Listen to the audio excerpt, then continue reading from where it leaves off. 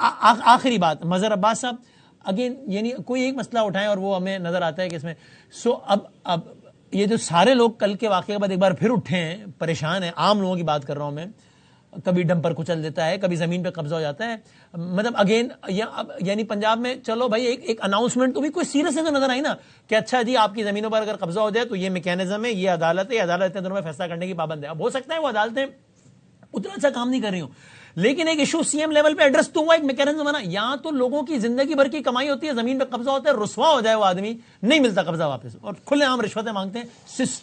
System جو ہونا چاہیے وہ نہیں ہے. دوسرا سسٹم ہے جس میں آپ کو چھوٹ کے بندہ کہتا ہے اتنے پیسے دو تو تمہارا کام ہو جائے گا. جائز کام کی بات کر رہا ہوں میں.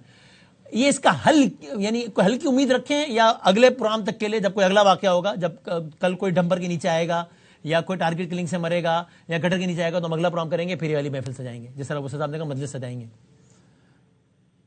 دیکھیں وسیم, ابھی جمیل صاحب جو بات کہہ رہے تھے, آپ سی ویو پر جائیں, آپ سمندر آج سے 5 سال پہلے کدھر تھا اور اس وقت کدھر ہے؟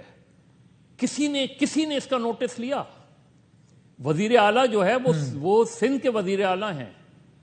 یہ سمندر کو پیچھے دھکیلا جا رہا ہے ہائی رائز بلڈنگز بنانے کے لیے. کوئی پوچھنے والا نہیں ہے, کوئی کوشچن کرنے والا نہیں ہے, کوئی جسٹیفیکیشن کلیریفیکیشن. اب وہ گٹر باغیچے اور اس کا سارا گٹر کا پانی اس میں جاتا ہے, سمندر میں جاتا ہے, اور وہ پھر واپس پھینکتا ہے دوسری طرف سی ویو کی طرف, اور پھر اس کو جا کے صفائی کی جاتی ہے.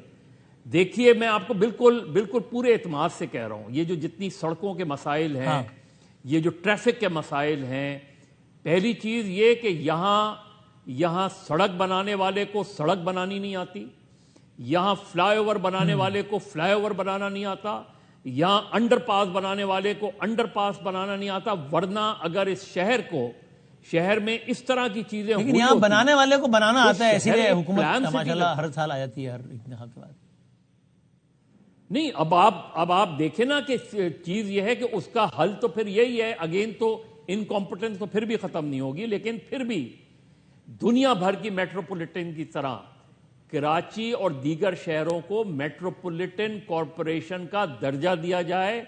اس میٹروپولیٹن کارپوریشن کے انڈر سارے ادارے آئیں, اس کے اندر آپ سیوک ایسے کوڈز بنائیں جو اسپیڈی ٹرائل کر کے سیوک ایشوز کے اوپر, جیسے یہ حادثہ ہے یا اس طرح کے اور دوسرے حادثہ ہیں, جس شہر میں 20 لاکھ لوگوں کے پاس ڈرائیونگ لائسنس نہ ہو, جس شہر میں آپ کے پاس کوئی ڈیٹا نہ ہو جس کی بات کر رہے ہیں آپ دیکھیں نا, اس میں جہاں نہ ماس ٹرانزٹ پروجیکٹ بنتا ہو, نہ سرکولر ریلوے چلتی ہو, یہ ساری چیزیں تھیں, یہ سارے ایشوز یہاں سیٹلڈ تھے, سڑکیں کشادہ تھیں. آج بھی سڑکیں کشادہ ہیں, ان کو انکروچ کر دیا گیا, ہائی رائز کھڑی کر دی گئی, 400 گز پہ جو ہے آپ نے 16 منزلہ بنا دی اس میں. تو لہذا کراچی ایک دھر ہے, اس کو دھر بنا دیا جاتا ہے, اربوں روپے کھاؤ یہاں سے اور روانہ ہو جاؤ. نہ پولیس کو کوئی پوچھنے والا ہے, نہ سیوک اداروں کو کوئی پوچھنے والا ہے, نہ بیوروکریسی کو کوئی پوچھنے والا ہے. اس شہر کو لوٹ مار کرنے کا ایک ذریعہ بنا دیا گیا ہے, اس لیے کہ اس شہر کی جو زمین ہے وہ آج بھی سونا اگلتی ہے. لہذا نہ انہیں یہ پرواہ ہے کہ سڑک کیسے بنتی ہے, ہاں سڑک بناؤ توڑو, نہ انہیں یہ پرواہ ہے کہ گٹر کیسے ہوتے ہیں, گٹر بناؤ اس طریقے سے, اس طرح کے حادثات, یہ پرواہ نہیں ہے کہ سڑک کیسے بنتی ہے, پیسے لیکن بنتے ہیں تو وہ سسٹم چل رہا ہے. ٹھیک ہے.